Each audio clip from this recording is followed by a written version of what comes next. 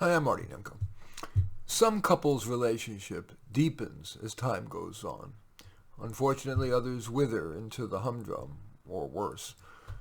As always, there are no magic pills, but maybe one or more of the following can help improve your relationship. We'll start with sex.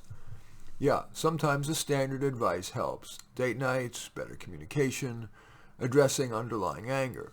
But especially when the problem is mismatched sex drives, those may not work well enough.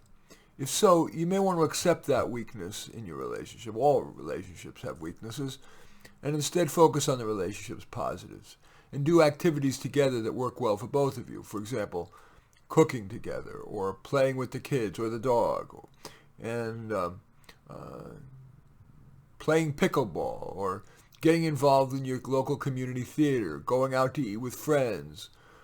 Anyway, another area where you can tweak a long-term relationship is in the area of communication. That's another common disparity within a couple. One couple, for example, enjoys detailed processing, while the other is just the facts, ma'am. Or just the facts, please. It could be certainly the other gender. If that's your situation, you might experiment with this compromise. Each evening, each of you is entitled to one 5-minute discussion of whatever, with the partner really listening, including asking clarifying questions. Of course, on a given day or even ongoing, either of you could opt to forego their 5 minutes. Another area for tweaking in a long-term relationship is money. Especially in tight times, many couples fight about money. Is it time for a sit-down about whether both of you need to bring in more income, or whether and how to cut spending, or even increase spending?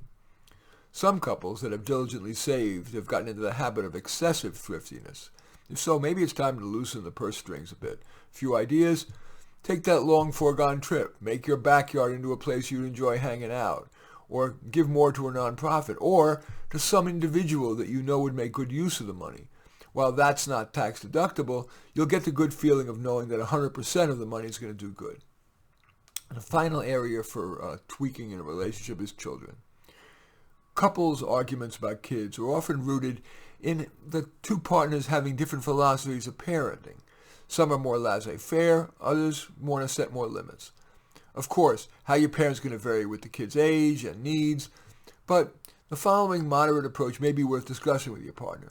Default to a relatively laissez-faire approach. That's going to yield self-reliance and reduce oppositionality, and it'll reduce you having to be so vigilant.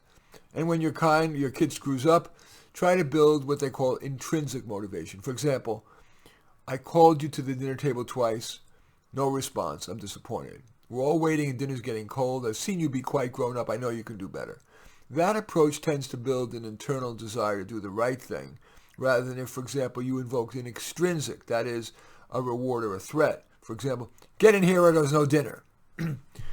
Few relationships are made in heaven, but many relationships can be made to work here on earth.